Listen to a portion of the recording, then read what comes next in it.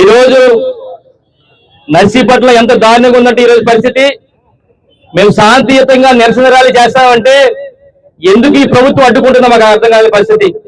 మేము కేవలం ఈ రాష్ట్రంలో విద్యార్థుల కోసం ఏదైతే డిఎస్సీలో అక్రమాలు జరిగాయో దానికి నిరసన వ్యక్తం చేసి ఈ రోజు కార్యక్రమం చేస్తుంటే మరి కూటమి నాయకులందరూ కూడా ఒత్తిడి తీసుకొచ్చి ఈ రోజు మరి నిరసన ర్యాలీ చేయకుండా రోడ్ల మీదే మరి అడ్డుకునే పరిస్థితి. ఈ రోజు ఒకటి చెప్పాలి, ఈ రోజు రాష్ట్ర వ్యాప్తంగా ప్రజలందరూ కూడా ఏదైతే డిఎస్సీ 2025లో సుమారుగా 16,000 మంది ఉద్యోగాలు తీయడం జరిగింది.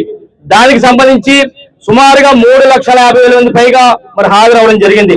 అయితే ముఖ్యంగా దీనిపై ఏ విధంగా అవకతవకలు జరిగినాయో, ఏ విధంగా అక్రమాలు జరిగినాయో మా వైఎస్ఆర్ కాంగ్రెస్ పార్టీ రాష్ట్ర వైద్య గారు ఇప్పటికే ఆధారాలతో సహా ప్రతి ఒక్కరికి కూడా ప్రజలందరూ కూడా చెప్పడం జరిగింది. ముఖ్యంగా ఏ విధంగా జరిగిందో ఒక్కసారి మీ ద్వారా ఈ రాష్ట్ర ప్రజలు కూడా తెలియాలి. ముఖ్యంగా చెప్పాలంటే ఈ రోజు ఈ 16,000 ఉద్యోగాలకు గాను స్పోర్ట్స్ కోటా కింద సుమారుగా 471 ఉద్యోగాలు తీయడం జరిగింది. మరి ఎంత దారుణం అంటే ఈ 471 పోస్టులు కూడా రాత పరీక్ష లేకుండా మరి స్పోర్ట్స్ ఆధారంగా ఏదైతే స్పోర్ట్స్ కోటా ఉందో దాని ఆధారంగా ఎంపిక చేశారు. ఎటువంటి రాత పరీక్ష అవసరం లేదు దీనికి. ఆ విధంగా చేశారు. అందుకోసం ప్రత్యేకంగా ఒక జీవోని కూడా తేవడం జరిగింది. అంటే ఎంత దారుణం అంటే కనీసం డిగ్రీ లేకున్నా సరే, టెట్ లో అర్హత సాధించుకున్నా సరే కేవలం శాప్ సర్టిఫికేట్ ఉంటే చాలు ఉద్యోగాలు ఇచ్చేసారన్న సంగతి మీ ద్వారా అందరికీ కూడా తెలియపరచడం జరుగుతుంది. ఎంత దారుణం అంటే స్పోర్ట్స్ కోటా కింద నిబంధనలు కూడా మార్చేశారు. ఏదైతే నిబంధనలు ఉన్నాయో గతంలో జీవో నెంబర్ 74 ప్రకారం స్పోర్ట్స్ కోటా 2% ఉండేది. 2%తో పాటు ఈ 74 జీవో ఏమని చెప్తుందంటే ఎవరైతే ఇతర అభ్యర్థులు ఉన్నారో వారితో పాటు సమానంగా అనర్హతలు కలిగిన సంబంధిత పోస్టుకు పరీక్ష రాయాలని క్లియర్ గా జీవో నెంబర్ 74 చెప్తుంది. 2% పెంచుతూ ప్రతి ఒక్కరు కూడా అందరితో పాటు సమానంగా పరీక్ష రాయాలని చెప్పడం జరిగింది గతంలో 74 జీవో. కానీ ఈ రోజు డిఎస్సీ 2025లో జరిగింది ఏంటంటే కొత్తగా జీవో తీసుకొచ్చారు, జీవో నెంబర్ 447. దీని ద్వారా ఏం చేశారంటే ఎవరైతే స్పోర్ట్స్ కోటా ఉన్నారో అభ్యర్థులకు పరీక్ష రాయవసరం లేదు, పరీక్షలు రాయకుండా మిమ్మల్ని ఎంపిక చేస్తామని చెప్పి కొత్తగా ఒక జీవో తేవడం జరిగింది. అంటే ఈ కోటాని ఏదైతే 2% ఉందో 2% నుంచి 3% కూడా పెంచడం జరిగింది. అంటే ముఖ్యంగా చెప్పాల్సింది ఏంటంటే జీవో నెంబర్ 74 ఏం చెప్తుందంటే స్పోర్ట్స్ కోటా ఉన్నప్పటికీ కూడా స్పోర్ట్స్ సర్టిఫికేట్ ఉన్నప్పటికీ కూడా అందరూ సమానంగా పరీక్ష రాయాలని చెప్పి ఒక జీవో చెప్తే కొత్తగా ఈ కూటమి ప్రభుత్వం వచ్చిన తర్వాత అవసరం లేదు జీవో నెంబర్ 447 తీసుకొచ్చి మరి ఏదైతే స్పోర్ట్స్ ఉన్నారో వాళ్ళకి రాత పరీక్ష అవసరం అని చెప్పి కొత్తగా జీవో తేవడం జరిగింది. అంటే ముఖ్యంగా చెప్పాలంటే ఏదైతే ఈ టీచర్ ఈ జీవో కోర్టు ఏదైతే స్పోర్ట్స్ కోట ఏదైతే పోస్టులు ఉన్నాయో అన్ని కూడా భర్తీ చేసి మళ్ళీ ఏం చేశారంటే ఏదైతే జీవో నెంబర్ 447 ఇచ్చారో మళ్ళీ దాన్ని రద్దు చేసి మళ్ళీ పోటీ పరీక్ష తప్పనిసరి అని చెప్పి మళ్ళీ ఒక కొత్త జీవో 56 తెచ్చారు. అంటే ఎంత దారుణంగా ఉందో ఈ రోజు అర్థం చేసుకోవాలి. ఈ కూటమి ప్రభుత్వం 74 జీవోలో అందరితో పాటు సమానంగా చేయాలన్నారు. మరి జీవో నెంబర్ 447 ద్వారా పరీక్షలు అవసరం లేదు, స్పోర్ట్స్ కోట ఇవ్వచ్చన్నారు.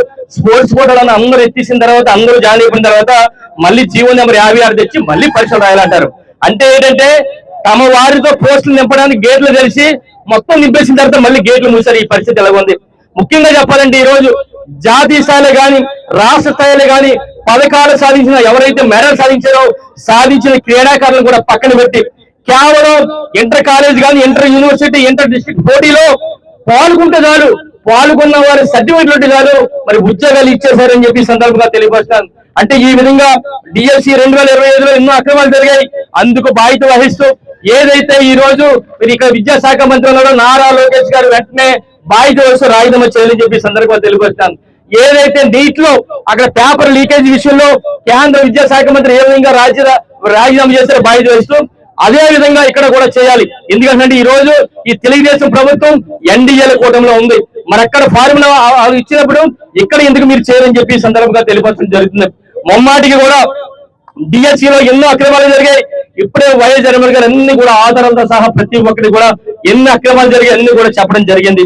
అలాంటి అక్రమాలు జరగలేదు కానీ భావిస్తే ఈ ప్రభుత్వం మీరు అక్రమాలు చేయలేదు, వైఎస్ఆర్ పార్టీ వాళ్ళు చెప్పినట్టు అక్రమాలు చేయలేదు అని చెప్పి ప్రభుత్వం భావిస్తే మా పార్టీ వైఎస్ఆర్ కాంగ్రెస్ పార్టీ నాయకులు వైఎస్ జగన్మోహన్ గారు ఏదైతే డిమాండ్ చేస్తున్నారో ఆ డిమాండ్ సందర్భంగా మీరు సిబిఐ దర్యాప్తు ఇవ్వచ్చు కదా అని చెప్పి అడుగుతాను. మీరు తప్పు చేయలేనప్పుడు ఎందుకు సిబిఐ దర్యాప్తు చేయట్లేదని చెప్పి సందర్భంగా అడుగుతాను. అందుకే ఆ పని చేయలేదంటే మీరు తప్పు చేశారని చెప్పి రాష్ట్ర ప్రజలందరూ కూడా అనుకుంటారు. అందుకనే నారా లోకేష్ గారు వెంటనే రాజీనామా చేయాలని చెప్పి సందర్భంగా తెలియపరుస్తూ మరి ఏదైతే ఒకటి చెప్పాలి, ఈ రోజు ఫీజు రిబేట్స్ బకాయిలు ఇవి కూడా ఉన్నాయి. ఈ రోజు ఫీజు రిబేట్స్ బకాయిలు ఏదైతే డిఎస్ఎల్ అక్రమాలు జరిగాయి అన్ని కూడా చెప్పాం. ఏదైతే ఫీజు రిబేట్స్ బకాయిలు సుమారుగా ఈ 2 సంవత్సరాల 10,000 కోట్ల రూపాయల బకాయిలు ఉన్నాయి. మరి ఏదైతే విద్యాదేవుని కానీ వసతి దేవుని కానీ ఎవరికి ఇవ్వలేదు, ప్రతి ఒక్కరికి కూడా ఈ 10,000 కోట్ల రూపాయలు వెంటనే చెల్లించాలని చెప్పి డిమాండ్ చేస్తాం. మూడోది ఏంటంటే నిరుద్యోగ వృత్తి. ఏమన్నారంటే ఎన్నికల ముందు ఏం చెప్పారంటే ప్రతి సంవత్సరానికి కూడా 4 లక్షల ఉద్యోగాలు ఇస్తాం, 5 సంవత్సరాల్లో 20 లక్షల ఉద్యోగాలు ఇస్తామంటే పాపం చాలా మంది ప్రజలందరూ కూడా నిరుద్యోగులందరూ కూడా ఓట్లేసి గెలిపించారు. ఈ రోజు చూస్తే వారికి 8 లక్షలు, ఈ రోజు 2 సంవత్సరాలు 8 లక్షల ఉద్యోగాలు ఇవ్వాలి. ఎంతమందికి ఇచ్చారని చెప్పి అడుగుతాయి ప్రభుత్వానికి. అప్పటి వరకు కూడా నిరుద్యోగులకి 3,000 రూపాయలు ఇస్తున్నారు, ఎవరికన్నా ఇచ్చారని చెప్పి అడుగుతాం. ఈ రోజు 2 సంవత్సరాలు 2 మాసాలు అయింది అంటే ప్రతి నిరుద్యోగి కూడా రాష్ట్రంలో ప్రతి నిరుద్యోగి కూడా 78,000 రూపాయలు బాకీ ఉన్నారు. అందుకనే ఈ సందర్భంగా మేము డిమాండ్ చేసేది ఏంటంటే మరి ఏదైతే ఈ మన ఏదైతే డిఎస్సీలో అవకతవకలు జరిగాయో దాని మీద సిబిఐ దర్యాప్తు చేయాలని చెప్పి ఒక డిమాండ్, దానికి బాధ్యత వహిస్తూ ఏదైతే విద్యాశాఖ మంత్రి గారు నారా లోకేష్ గారు రాజీనామా చేయాలని చెప్పి ఒక డిమాండ్, ఫీజు రిబేట్స్ బకాయిలు 10,000 కోట్లు చేయాలని చెప్పి చెల్లించాలని చెప్పి మూడో డిమాండ్, నాలుగోది నిరుద్యోగ వృత్తి 3,000 రూపాయలు కూడా ప్రతి విద్యార్థికి నిరుద్యోగికి 78,000 అని చెప్పి 4 డిమాండ్ల మీద ఈ రోజు కార్యాచరణ చేస్తున్నాం. మరి ఎట్టి పరిస్థితులు కూడా రేపు రాబోయే రోజుల్లో వైఎస్ఆర్ కాంగ్రెస్ పార్టీ ఆధ్వర్యంలో మా పార్టీ నాయకులు వైఎస్ జగన్మోహన్ ఆధ్వర్యంలో మరి ప్రజా సమస్యల మీద రేపు రాబోయే రోజుల్లో మరిన్ని కార్యక్రమాలు చేస్తాం. పేద ప్రజలకు కానీ విద్యార్థులకు కానీ అన్ని వర్గాల వరకు మహిళలందరికీ కూడా అండగా ఉంటే రేపు రాబోయే రోజుల్లో జగన్ అనే ముఖ్యమంత్రి చేసుకోవడం అని చెప్పి